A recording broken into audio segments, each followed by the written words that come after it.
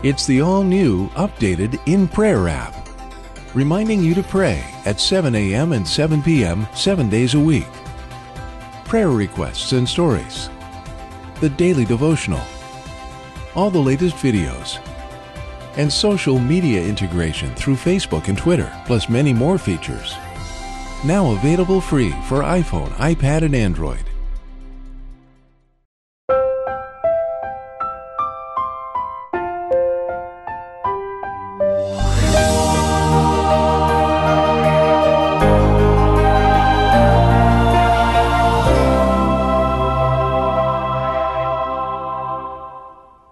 Isang mapagpalang araw po sa inyong lahat. Minamahal po namin mga kaibigan at mga taga-subaybay. Nagpapasalamat po kami sa Panginoon sapagkat tayo po ay nagkasama-sama na naman dito sa programang Oras ng Pag-aaral. Ako pong muli ang inyong lingkod, Pastor Ben Casimiro, at dito po sa ating talakayan, muli na naman po natin makakasama si Pastor Tornaleo. Welcome, Pastor. Maraming salamat na Pastor Ben. At sa aming lahat na taga-subaybay, magandang araw po sa inyong lahat. Sana po ang lahat ay nasa mabuting kalagayan, pagpalain tayo ng Panginoon habang tayo ay magpapatuloy sa ating pag-aaral. Ngayon po dadako tayo sa pagpapatuloy ng ating pag-aaral. Dito po sa ating leksyon ay binabanggit na hindi maaaring paghiwalayin ang pananampalataya at mga gawa. Pastor, ano ba ang kahalagahan ng mga gawa sa buhay ng mga mananampalataya? Maraming salamat Pastor Ben. Totoo po yan na hindi maaaring ipaghiwalay yung pananampalataya at mga mabuting gawa, sapagkat ito ay may magkakaibang role sa buhay natin ng mga Christians. Kaya sabi ni Santiago dito sa Santiago 2, versikulo 26, na ang isang pananampalataya na walang gawa ay patay. Yan ang dahilan na hindi natin mapaghiwalay itong dalawa. Ito ay bahagi na ating pamumuhay Kristiyano na dapat makita. Yung mahalaga dyan na alam natin na yung pananampalataya sa pamamagitan ni Kristo, yan ay magbigay sa atin ng pag-aaring ganap. Ngunit itong tunay na pananampalataya ay maipakita natin kung genuine o totoo talaga sa pamamagitan ng ating mga mabuting gawa. Ibig sabihin mayroong pananampalatayang hindi tunay at mayroong pananampalatayang tunay. O, totoo yan. At yung tunay na pananampalataya ay makakakitaan ng ebidensya. May bunga. Yeah, totoo yan. Kaya nga nakasabi si Santiago na ang pananampalataya na walang gawa ay patay. Patay. Sa madaling salita, may buhay na pananampalataya at may patay na pananampalataya. Siguro ito yung pananampalataya na sa isip lang. Guni-guni lang sabi ng iba. Pero the fact na ito ay walang bunga, ay ibig sabihin ay patay. Tinatawag din ito na pangkaisipang kaalaman lamang. Is what we call in English a profession. It's a confession but not necessarily na makita sa ebidensya ng buhay ng tao. Okay, binanggit mo kanina na mayroong pananampalatayang patay. Sabi ni Santiago. Paano natin ito unawain sa konteksto ng kaligtasan sa pamamagitan ng pananampalataya lamang? Malinaw na itinuturo ng banal na kasulatan na ang pag-aaring ganap ay makamtan ng isang mananampalataya sa pamamagitan ng grasya ng Diyos through faith. At dito naman nililinaw ni Santiago na hindi lang sapat ang pananampalataya, quote-unquote, na nagsasabi na siya ay may pananampalataya. Ang ibig sabihin ni Santiago na itong pananampalataya na genuine o totoo talagang makikita sa buhay ng isang pananampalataya na nakaranas ng kaligtasan. And so hindi ito magkahiwalay, hindi din ito magkasalungat. May magkaiba na role na ginagampanan sa ating buhay. So sa mensabi, ang pananampalataya kapag hindi ginagamit, ito yung walang bunga, kaya patay. Ibig sabihin, maaaring inisip mo may pananampalataya ka, pero it's not working. Hindi siya gumagana, kaya wala rin kwenta. Mas mabuti, Pastor Ben, basahin natin ang nakasulat sa Santiago, chapter 2, verse 14. Anong papakinabangin, mga kapatid ko, kung sinasabi ng sinuman na siya'y may pananampalataya, ngunit walang mga gawa? Makapagliligtas baga sa kanya ang pananampalatayang yan? So sinasabi dito ni Santiago na may pananampalataya na walang gawa. Ito ay walang kabuluhan. Ito ay hanggang bibig lamang. Ngunit may gusto iparating si Santiago. Ipagpatuloy po natin, Pastor Ben, ang pagbasa mula sa 15 hanggang 17 sa chapter 2 ng Santiago. Okay, ganito wika.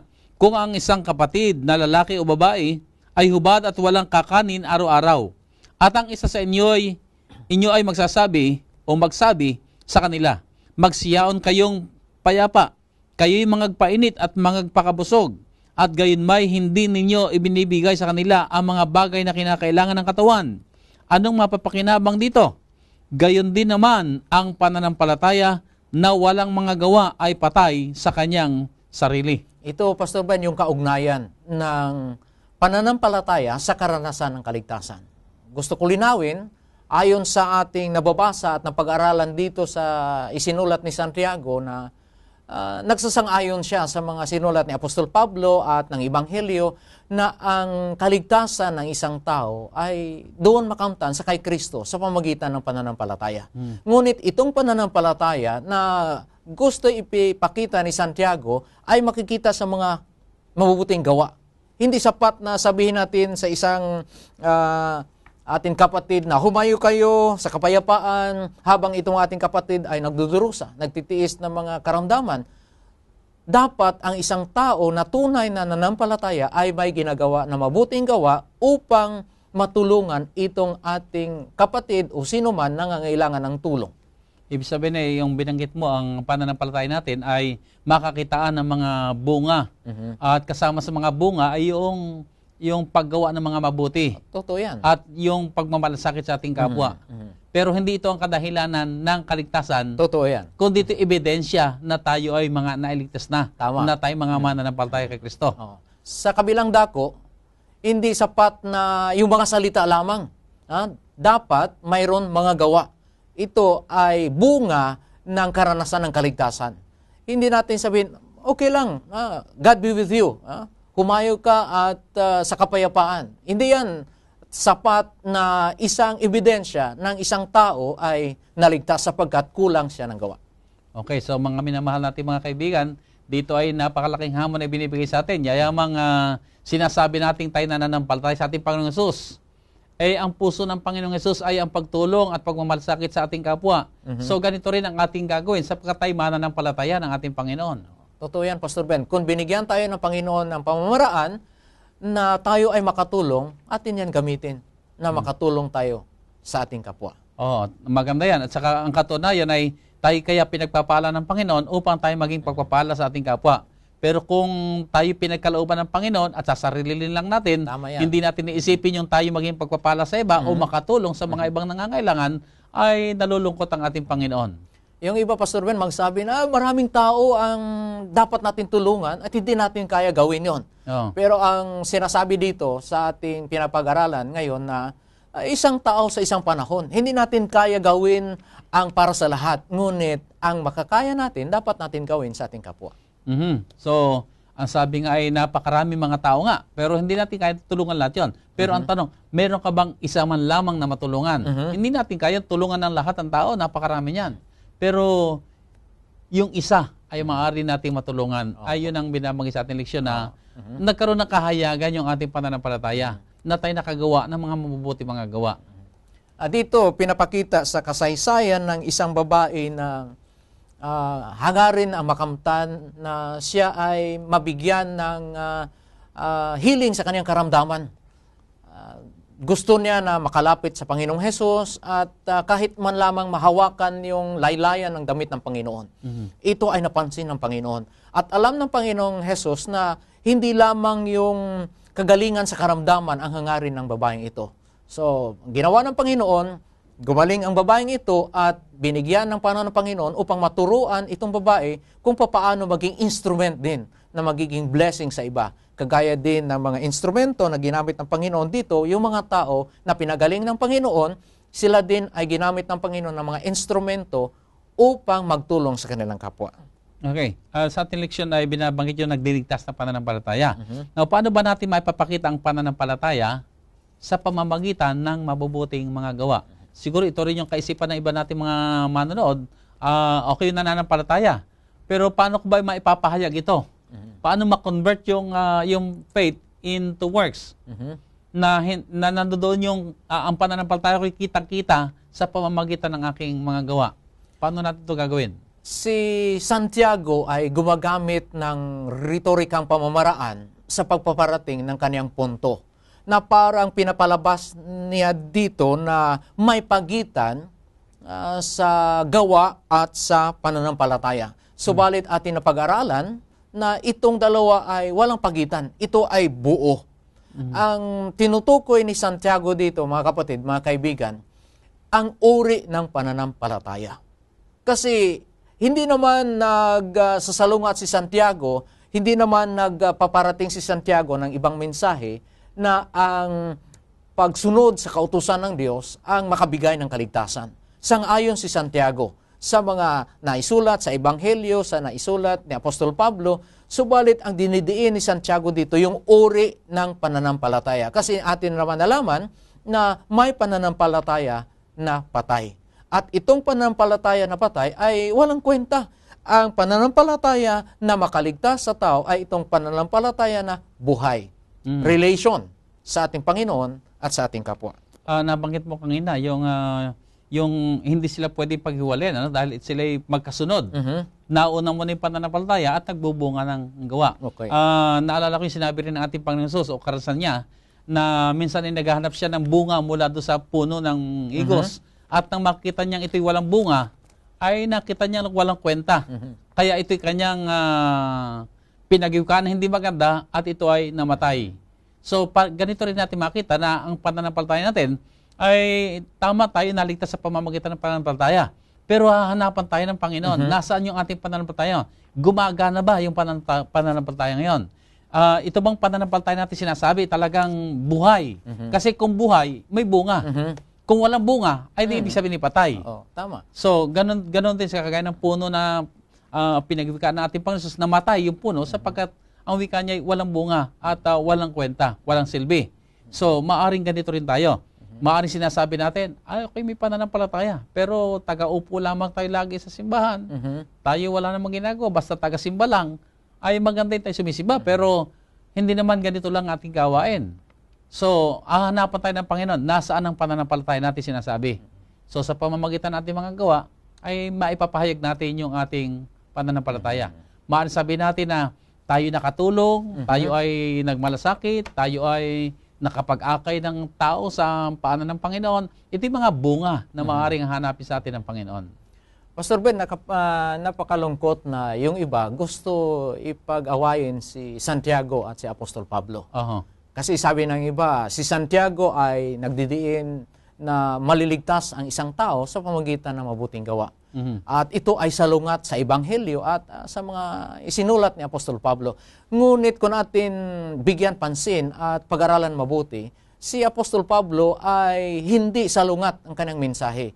Dinidiin din ni Apostol Pablo ang mga mabuting gawa. Basahin natin, Pastor Ben, pakibasa nga sa Efeso Kapitulo 2, versikulo 10. Dito makikita natin kung ano ang kahalagahan sa mga mabuting gawa na sinasabi ni Apostol Pablo.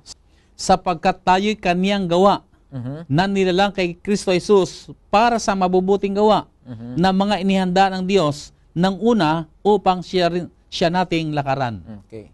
Dagdag pa dyan, Pastor Ben, sa unang Tesalonica, Kapitulo 1, versikulo 3. Na aming inaalalang walang patid sa harapan ng ating Diyos at Ama ang inyong gawa sa pananampalataya at pagpapagal sa pag-ibig at pagtitiis sa pag-asa sa ating Panginoong Hesukristo. Dito, sinasabi ni Apostol Pablo, mga gawa sa pananampalataya.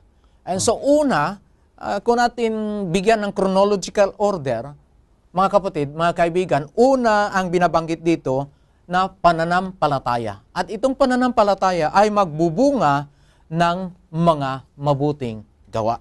And so, hindi tutol, Pastor Ben, mga kaibigan, mga kapatiran, hindi tutol si Apostol Pablo sa mga mabuting gawa.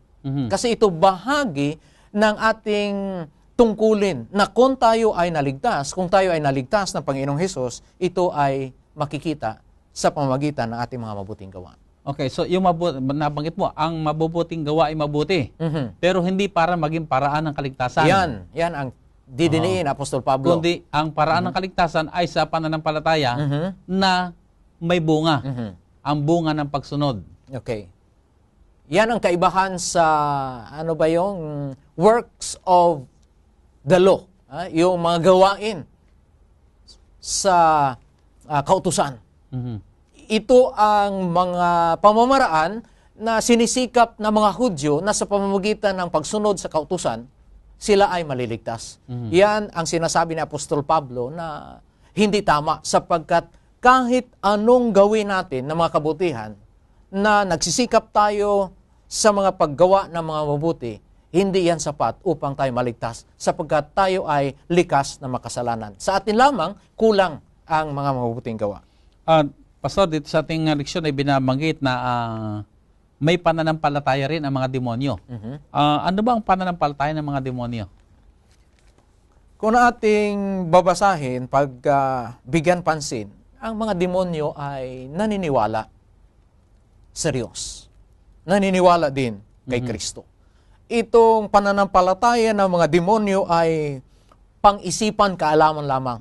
Doon lang sa kanilang pag-iisip. Ngunit hindi sila sumusunod, hindi sila nagbibigay ng pagsunod sa mga kautusan ng Diyos sapagkat sa kanilang likas, gusto nilang sumuway.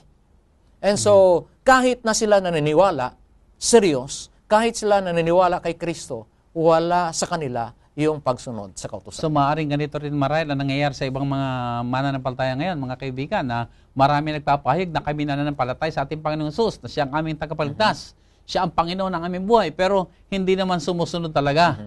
Manakapay, sinasabihan pang, wala na yan. Sa lumang tipan lang yan, o kinukontra pa ang salita ng Panginoon, ay hindi talaga sila tunay ng mga mananampalataya. At ito yung binanggit mo nga na ito yung pananampalataya ng mga demonyo. Pananampalatayang naniniwala sila sa Diyos, pero wala ang pagsunod. Totoo yan, Pastor Ben. Kung hanggang salita lang, hanggang bibig lang, yung ating pananampalataya, anong kaibahan ng pananampalataya ng mga demonyo?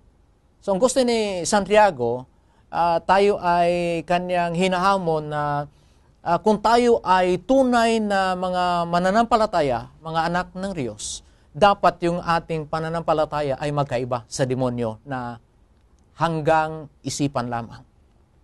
Dapat ay maipakita, may ebidensya sa ating mga mabuting gawa. So narito mga kaibigan, ang napakalaking hamon sa atin na tayo gumawa ng spiritual audit sa ating mga buhay.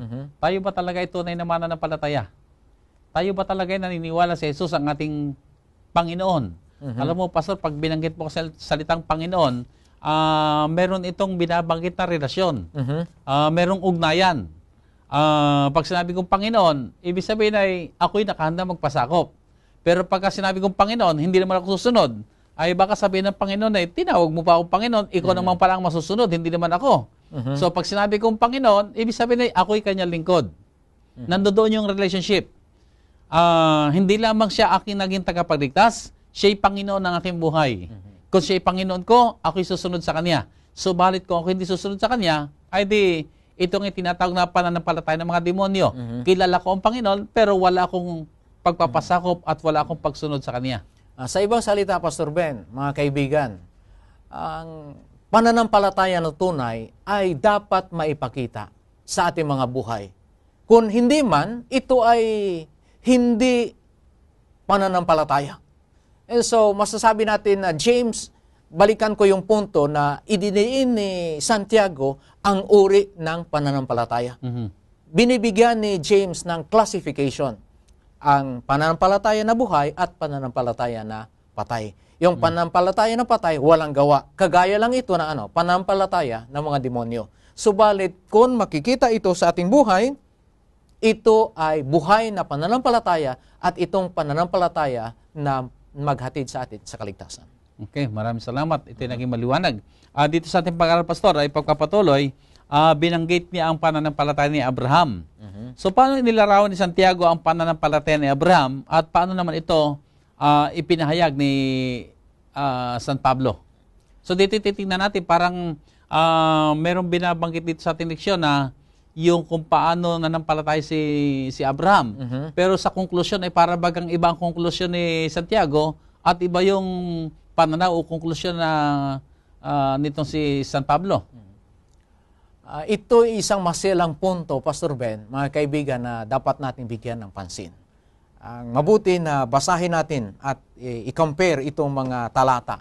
Unahin natin basa yung Santiago, Kapitulo 2, 21 hanggang 24. At ito ay i-compare natin sa Romans 4:1-5. Okay, ganito wika. Sa Santiago Kapitulo 2, talatang 21 hanggang 24. Hindi bagang ang ating amang si Abraham ay inaring ganap sa pamamagitan ng mga gawa? Dahil sa kaniyang inihain si Isaac na kaniyang anak sa ibabaw ng dambana. Nakikita mo na ang pananampalataya ay gumagawang kalakip ng kanyang mga gawa. At sa pamamagitan ng mga gawa ay naging sakdal ang pananampalataya. At natupad ang kasulatan na nagsasabi, at si Abraham ay sumasampalataya sa Diyos, at siya'y ibinilang na katuwiran sa kaniya, at siya'y tinawag na kaibigan ng Diyos. Nakikita ninyo na sa pamamagitan ng mga gaway inaring ganap ang tao, at hindi sa pamamagitan ng pananampalataya lamang. Kung sa pananadali ang pagbasa, Pastor Ben, mga kaibigan, para makikita natin na si Santiago nagsasabi na ang pagkaaring ganap ni Abraham ay sa pamamagitan ng kaniyang pag-alay sa kaniyang anak. Subalit ko natin bigyan pansin, ano ang nag-udyok sa kay Abraham na ialay ang kaniyang anak? Anong nag-udyok sa kanya sa pagbigay ng aksyon? So masasabi ko mga kapatid, mga kaibigan, the action of Abraham of giving Isaac as an offering ay ito ay bunga ng kaniyang paniniwala sa Panginoon na sapagkat ang Panginoon ay nagbigay sa kanya ng anak na si Isaac, may paniniwala si Abraham na itong anak na kung ialay niya ay bubuhayin ng Panginoon. And so makikita natin yung action, yung gawa ni Abraham sa pag-alay sa kanyang anak ay bunga ng kanyang paniniwala sa Panginoon na nagsabi sa kanya kung ano ang dapat niyang gawin. At saka alam po natin na si Abraham ay ama ng pananampalataya. Totoo yan. So kung siya may inaring ganap sa pamamagitan ng kanyang mga gawa na pahig ni Santiago, hindi ibig sabihin na naligtas siya o kinilala siya dahil sa kanyang gawa, kundi ito'y ebidensya ng kanyang pananampalatayang ipinahayag. Tama yung sinabi mo kanina na hindi naman ito gagawin ni Abraham kung wala siyang pananampalataya. Totoo So yan. nauna muna ang pananampalataya at ang pananampalataya ay nakitaan ng ebidensya sa pamamagitan ng kanyang pagsunod. Maraming salamat, Pastor Ben. Ipagpatuloy natin sa Roma, Kapitulo 4, 1 hanggang 5. At tingnan natin kung ano yung context na sinasabi ni Apostol Pablo dito tungkol sa pagkaaring ganap. Ano nga ang ating sasabihin na nasumpungan ni Abraham na ating magulang ayon sa laman? Sapagkat kung si Abraham ay inaring ganap sa pamamagitan ng mga gawa, ay meron sana siyang ipagmamapuri, datapwat hindi sa Diyos, sapagkat ano ang sinasabi ng kasulatan? At sumampalataya si Abraham sa Diyos, at sa kanya ibinilang na katuwiran. Ngayon sa kanya na gumagaway, hindi binibilang na biyaya ang ganti, kundi utang. Yung context nito, Pastor Ben, mga kaibigan, si Apostol Pablo dito sa Roma ay nagsasabi sa mga mananampalataya. Kasi may hidwaan kung kailangan ba talaga ang mga hintil i-circumcise upang maligtas, upang maging Hudyo. Sabi ni Apostol Pablo, si Abraham nananampalataya. At ang pananampalataya ni Abraham ay nag-udyok sa kanya na gawin niya ang ipinagawa ng Panginoon na mag-circumcise. Ito, hindi ibig sabihin na yung circumcision ay ang makaligtas. Ito ang sabi ni Apostol Pablo. Sapagkat ginamit ni Apostol Pablo ang karanasan ni Abraham na hindi yung pagka-circumcise sa kay Abraham yung nagbigay ng kaligtasan sa kanya, kundi yung kaniyang pagtupad sa pag-circumcise sapagkat siya ay nananampalataya sa Panginoon. Yan ang punto dito at hindi natin masasabi na si Apostol Pablo at si Santiago magkasalungat sa kanilang pagtuturo tungkol sa kaligtasan.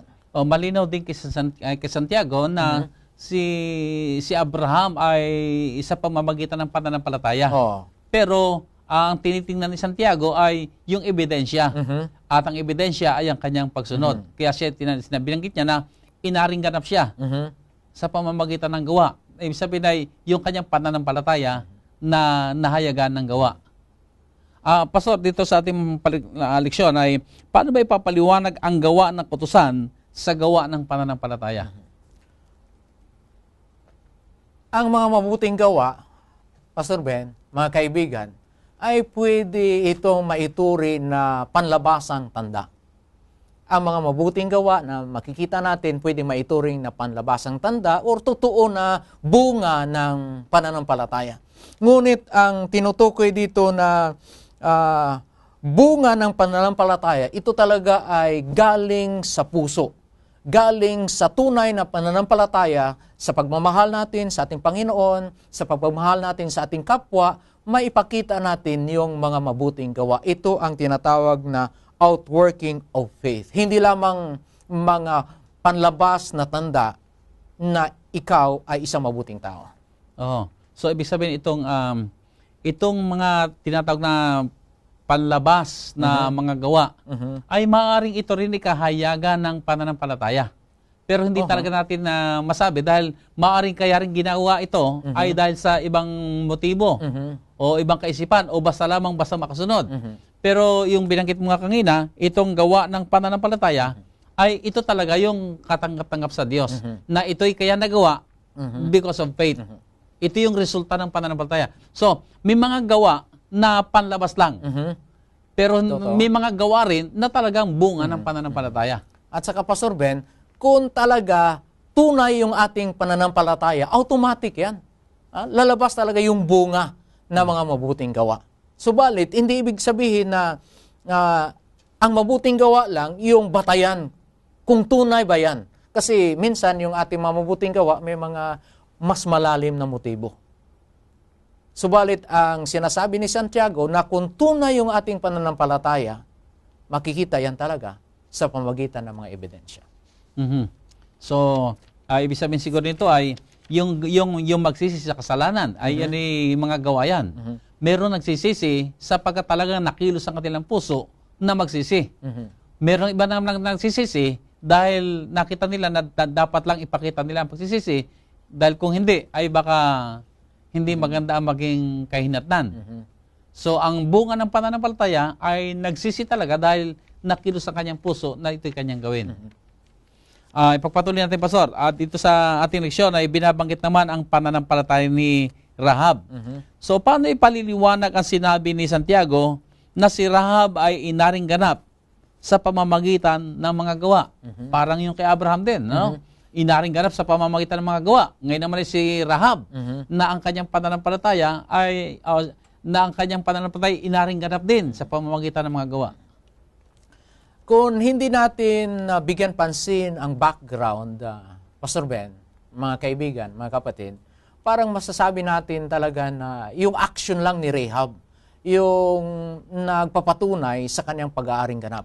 Subalit kung ating basahin ang mga naisulat, lalo na sa Hebrews chapter 11, verse 31, alam natin na ang mga nanirahan sa Jericho ay hindi naniniwala.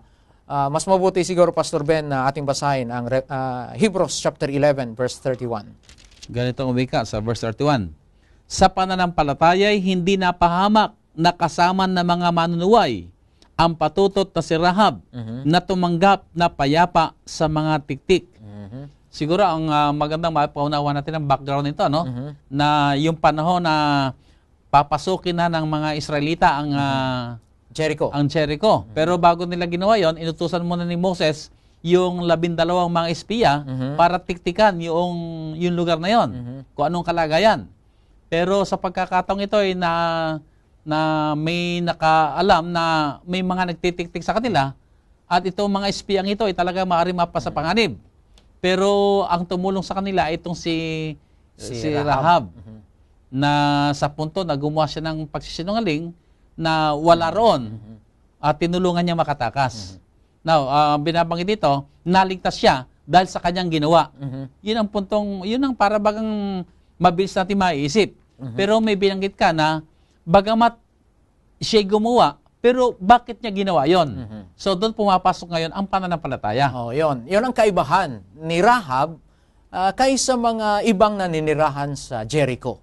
Pastor Ben, alam natin mga kaibigan, mga kapatiran, kung anong kasaysayan, na sa hindi pa lumusob yung mga Israelita sa Jericho, narinig na ng mga tao sa Jericho kung ano ang ginawa ng Panginoon laban sa mga kaaway ng mga Israelita. Kung ano yung tagumpay na ibinigay ng Panginoon sa kanyang mga anak. Sapagkat itong mga nation sa paligid nila ay hinatulan na ng Panginoon sapagkat sila ay napakasama. Sukdulan na ang kanilang kasamaan. At narinig at nakita ng mga tao sa Jericho kung anong ginawa ng Panginoon. Subalit, kahit alam na nila yung mga ginawa ng Panginoon sa pamagitan ng mga victories na ibinigay ng Panginoon sa Israel, yung mga taga-Jericho ay hindi pa rin Binabaliwala nila yon. hindi sila naniniwala, hindi sila nanampalataya sa Panginoon ng mga Israelita. Subalit si Rahab, nadinig din niya yung kasaysayan at yung mga kwento na kanyang nadinig ay ito ay nagbigay sa kanya ng binhi sa pananampalataya.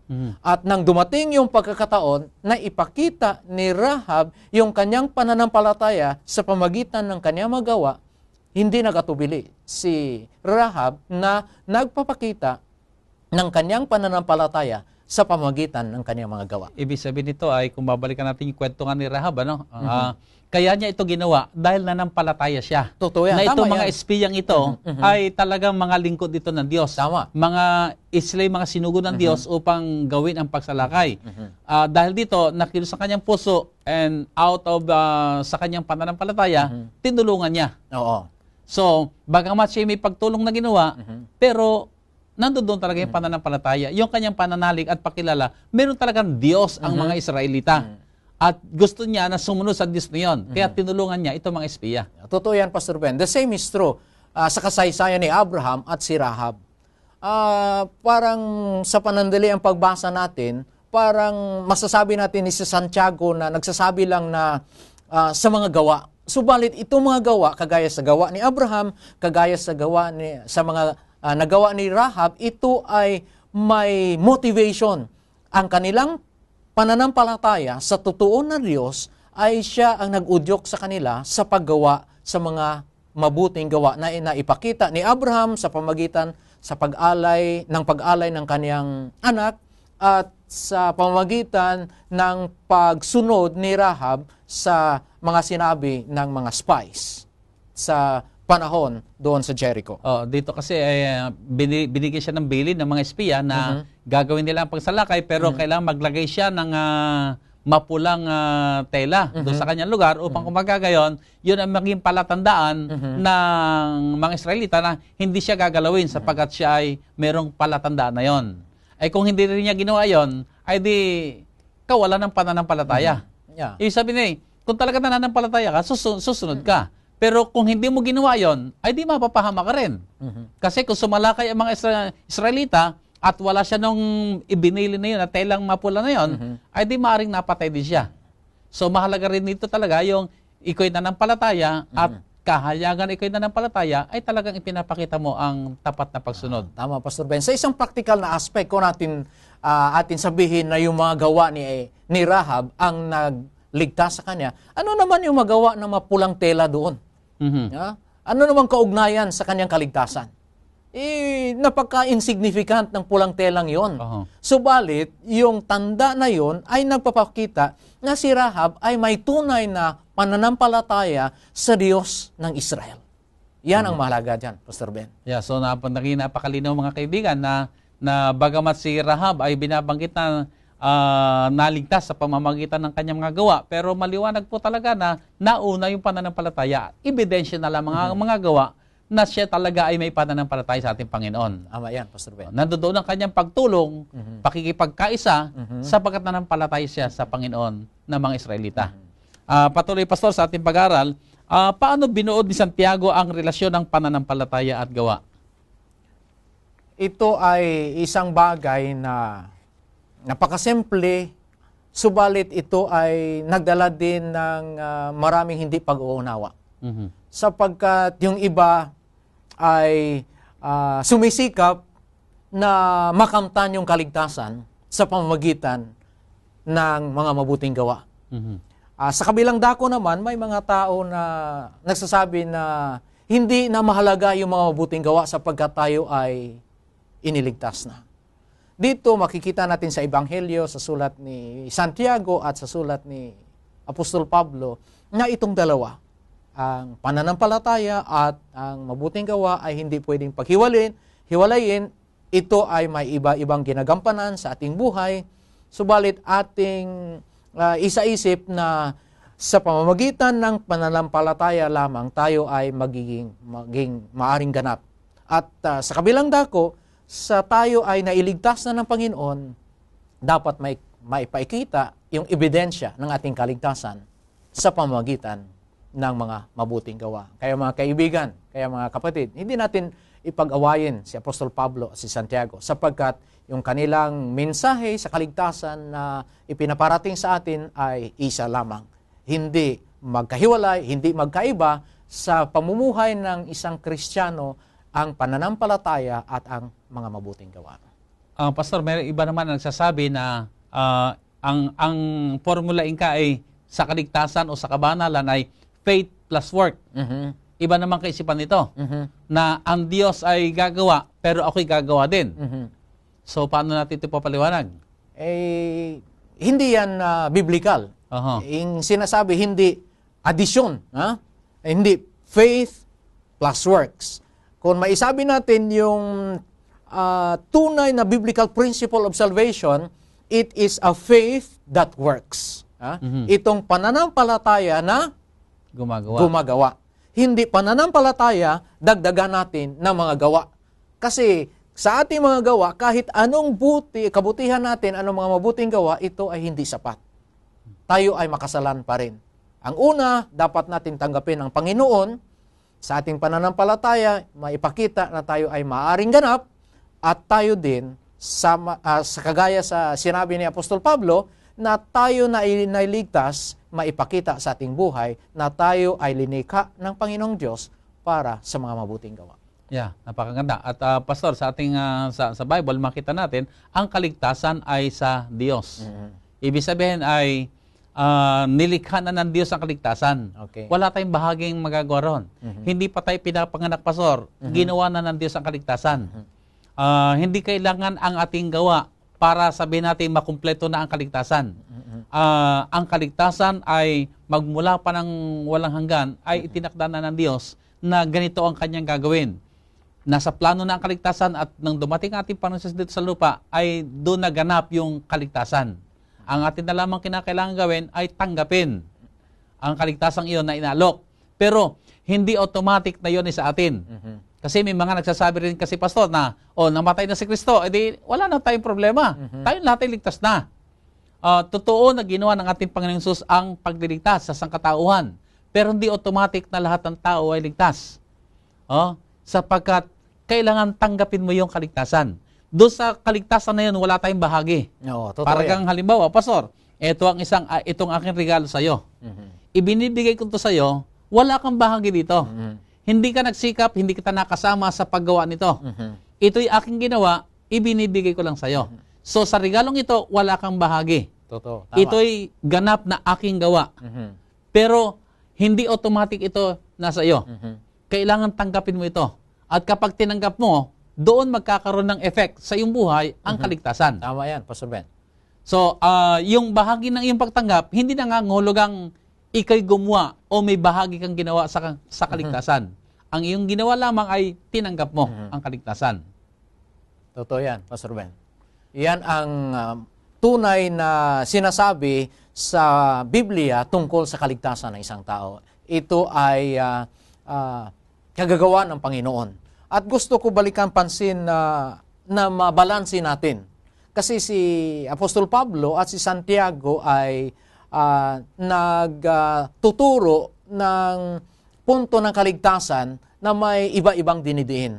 Subalit ito ay isa.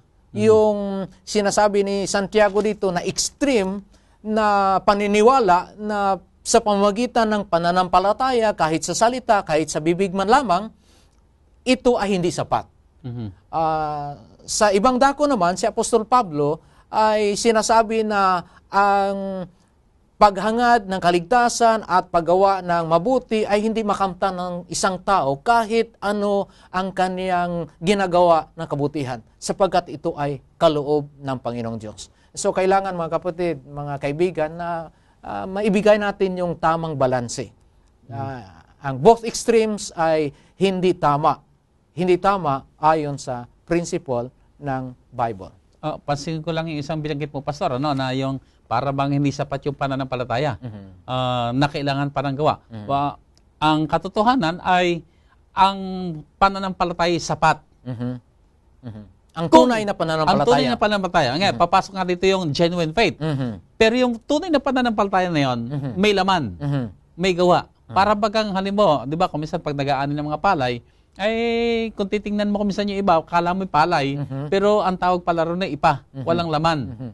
Na pag hinipa ng hangin ay nawawala. So, hindi yun ang tunay. Ang pananampalataya ay sapat sa ating kaligtasan. Pero hindi basta pananampalataya dahil meron din namang hindi tunay. Ang sabi nga ni Santiago, patay. Pananampalatayang patay. So kung pag-aaralan natin sa Santiago, Kapitulo 2 na yan, iba-iba yung kanyang pagpapahayag ng pananampalataya. Pananampalatayang baog, pananampalatayang patay, pananampalatayang walang laman. Kasi nga, hindi nasumpungan ng bunga. So ang tunay na pananampalataya ay buhay. At kung buhay ang pananampalataya, ay di makikita nga ang mga gawa. The fact na walang bunga ay maliwanag na ang pananampalatayang ay patay. So dito nakita natin ngayon ang pagbibigay din ni San Pablo, hindi niya kinokontra ang kaligtasan sa pamamagitan ng pananampalataya.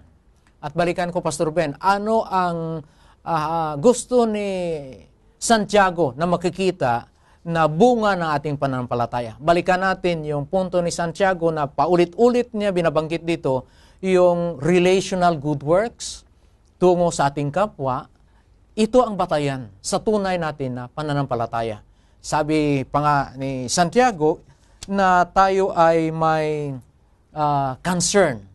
Tayo ay nagpapakita na handa tayo tumulong sa mga tao na kailangan ng tulong. Ito ang tinatawag na paulit-ulit na binabanggit ni Santiago na practical religion, na makikita sa isang pananampalataya na ang kanyang faith ay talagang genuine because makikita how he relates sa kanyang kapwa sa loob man at sa labas ng iglesia. Okay, so minamahal ng mga kaibigan, at napag-aralan po natin ang tunay na pananampalataya. Ito po ay talagang nakikita ng bunga. At hindi lamang ito basta yung panlabas na mga gawa, kundi ang sabi sa ating leksyon ay ito ay bunga talaga ng pananampalataya na kinikilala natin ang Diyos, ang ating Panginoon, at tayo sumusunod sa Kanya. At ang ating pagsunod sa Kanya ay ebidensya na tayo nga itunay na mga nagmamahal sa ating Panginoon. Binanggit din natin pag-aaral na useless po ang pananampalataya na hindi naman pala nakitaan ng mga pagkilos. So walang kwenta ang ating pananampalataya kung hindi naman tayo nakitaan ng mga pagmamalasakit, ng mga pagmamahal, ng mga pagtulong sa ating kapwa. Sapagkat kung tayo tunay na nananampalataya sa ating Panginoon, gagawin din natin ang mga ginawa ng ating Panginoon. Amen. So Pastor, bago tayo magtapos, ang huling pananalita at pamanik sa ating mga taga-subaybay tungkol sa pananampalatayang gumagawa sa ngayon sa paksa ng title ng ating lesson. Salamat, Pastor Ben. Gusto ko lang ibahagi muli, mga kapatid at mga kaibigan, ang panawagan ni Santiago. Itong panawagan ni Santiago ay hindi lamang para sa mga mananampalataya sa unang panahon, ganun pa rin sa atin ngayon. Gusto ni Apostol Pablo na kung tayo totoo na mananampalataya, kailangan maipakita natin sa ating buhay kung paano tayo makikitungo sa ating mga kapwa, sa loob man at sa labas ng iglesia. Sapagkat itong pananampalataya na may mga bunga ng gawa ito ay tunay at buhay na pananampalataya. Okay, maraming salamat, Pastor. At sana po ay sa pamamagitan ng talakayang ito ay naliwanagan tayong lahat. At tayo po ay naakay din na siyasatin natin ang ating mga pananampalataya. Ako'y naniniwala na tayong lahat ay mananampalataya ng ating Panginoong Hesus. Hindi tayo dadako sa pag-aaral na ito kung hindi tayo nananampalataya sa ating Panginoong Hesus. Pero suriin natin, tayo ba'y meron tunay na pananampalataya? Kung makita natin ang ating sarili, may mga pagkukulang pa. Lumapit tayo sa ating Panginoon na naghahangad na tayo lumago sa pananampalataya magbubunga, pananampalatayang magbibigay ng kaluguran sa dakilang pangalan ng ating Panginoong Hesus. Muli po, maraming salamat sa inyo pong pagtunghay dito sa programang ito at sana po ay pinagpala kayo. At sa ating pagtatapos, minsan pa po tayo dumako na sa ating pananalangin. Dakila at banal po namin Diyos na nasa langit, maraming pong salamat. Kayo ang naghayag ng inyong banal na kalooban. Kayo ang nagturo sa bawat isa amin. Nagpaunawa sa amin, O Diyos, ang kaligtasan ay sa pamamagitan lamang ng aming pananampalataya sa aming Panginoong Hesus. At ang kabanalan ay matatamo rin namin sa inyo rin biyaya at kapangyarihan. Amen. Tunay aman Diyos, wala kami magagawa sa aming mga sarili. Subalit salamat sapagkat kayo ang gumawa ng kaligtasan. Kayo ang gumawa ng kabanalan upang kumagkagayon, ito'y aming maging karanasan. At ngayon, Panginoon, kayo rin ang gumawa sa aming mga puso. Akayin niyo po kami, Ama. Kami magsipagbunga ng mabubuti mga gawa para sa inyong karangalan, yayamang iniligtas nyo na ang bawat isa amin. Hayaan po niyo, O Diyos, managana kami sa inyong mga kabutihan. Managana kami sa mabubuti mga gawa. Makapagdala kami sa tuwi-tuwi na ng karangalan sa inyong dakilang pangalan. Amen. At muli, Panginoon, ang aming pamanhik. Saan man naroon ang mga kaibigan po naming sumusubayba sa programang ito, mangyari nawa, Panginoon, sa mga sandaling ito. Ipatong po sa kanila ang inyong mapagpalang kamay. Panaganain niyo po sila, Panginoon, sa inyong mga pagpapala, sa inyong mga kabutihan, sa inyong mga kagalakan. Kayo palagi ang Diyos na patuloy na gumawa sa aming mga buhay. Salamat po, Ama, na inyong tinugon ang aming mga dalangin. Alang-alang po ang lahat sa dakila at banal na pangalan ng aming Panginoong Hesus. Amen. Amen. Maraming salamat po, mga minamahal namin mga kaibigan. Sana po ay sa pamamagitan ng ating talakayang ito, kayo po ay lalo na akay na lalo pang magpakalapit-lapit sa ating Diyos at managana sa mabubuti mga gawa para sa kanyang banal na pangalan. Muli po sa darating na linggo, magkasama-sama tayong muli dito sa programang Oras ng Pag-aaral.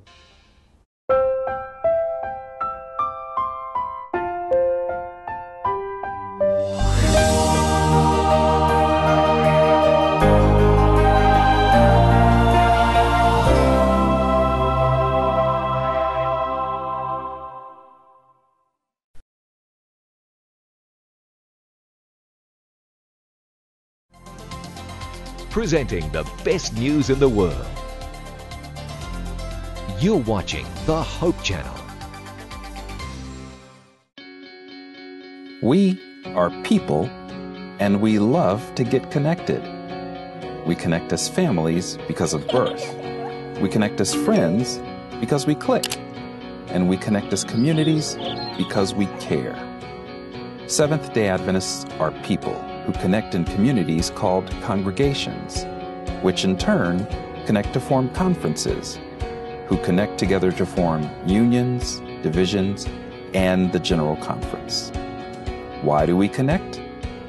It starts with a connection to the Creator, who invites us on a spiritual journey. When we journey together, we can help each other along the way. This journey is a journey of a lifetime. And as we learn and grow, life becomes filled with meaning and purpose.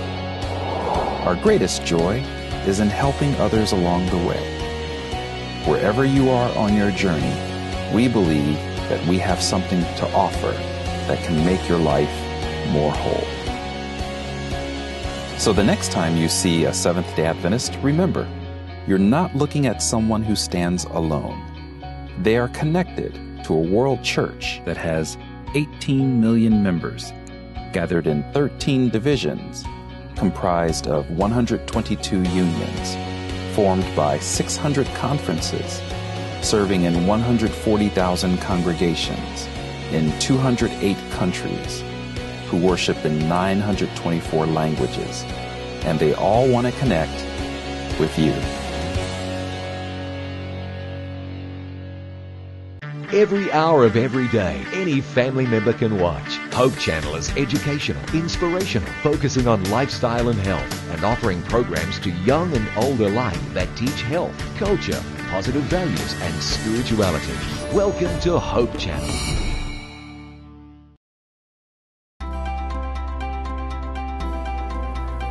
It's the all-new, updated In Prayer app, reminding you to pray at 7 a.m. and 7 p.m. 7 days a week. Prayer requests and stories, the daily devotional, all the latest videos, and social media integration through Facebook and Twitter, plus many more features. Now available free for iPhone, iPad, and Android.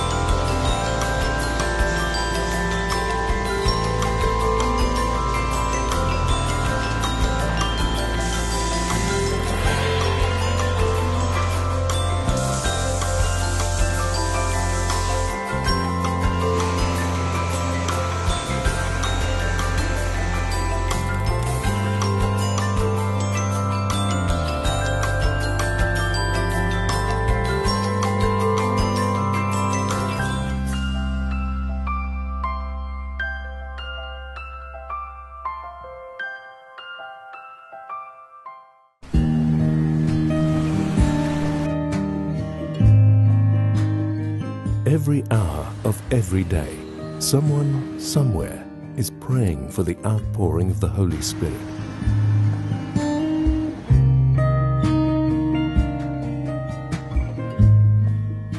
"777", praying at 7 a.m. and 7 p.m., 7 days a week.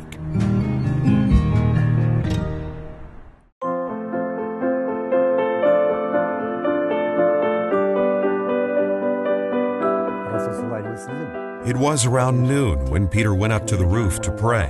It was here that Peter had a vision about a large sheet containing a mix of unclean animals, representing God's affirmation of the diversity of peoples in the growing church.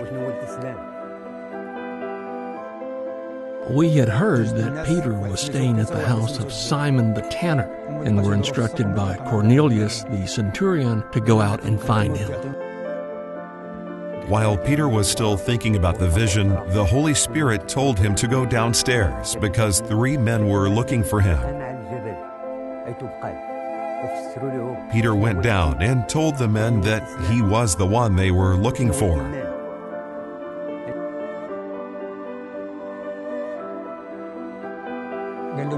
We then told Peter that Cornelius the centurion had been told by an angel that Peter would come and see him at his house. So, unbeknown to Peter, Cornelius was already expecting his visit to Caesarea.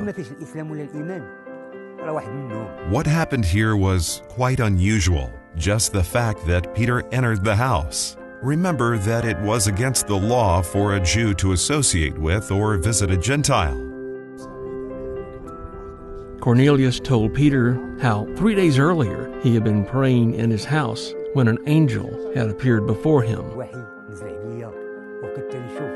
Peter shared with Cornelius his new understanding that God does not show favoritism and is the Lord of all.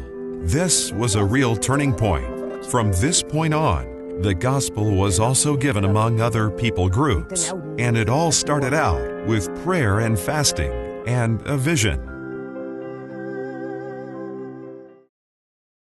I pray for my family to be safe. That we're thankful for what we have. I pray for the people who are sick will heal and feel better. I pray for my parents to be safe, and I pray for my brother, and that God gives us a blessing. Please pray at 7 in the morning and at 7 in the evening and 7 days a week.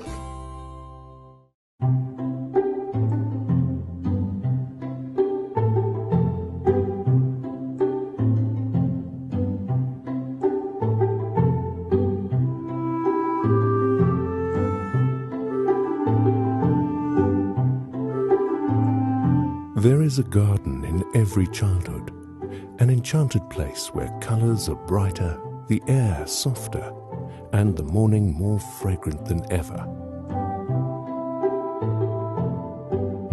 Of all life's seasons, childhood is the most beautiful.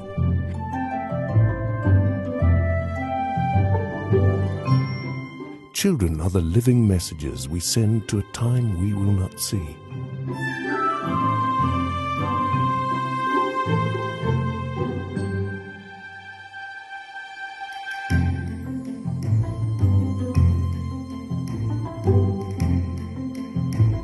Blessed indeed is the man who hears many gentle voices call him Father.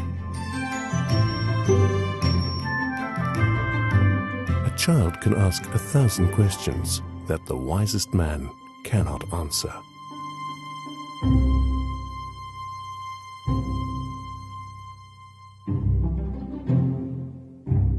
When I approach a child, I have two thoughts: affection for what he is today and respect for what he can become.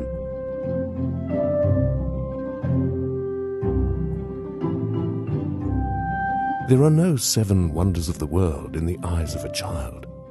There are 7 million. Children are 1/3 of our population and all of our future. He called a little child to him and placed the child among them. And he said, "Truly, I tell you, unless you change and become like little children, you will never enter the kingdom of heaven. Therefore, whoever takes the lowly position of this child is the greatest in the kingdom of heaven. And whoever welcomes one such child in my name welcomes me."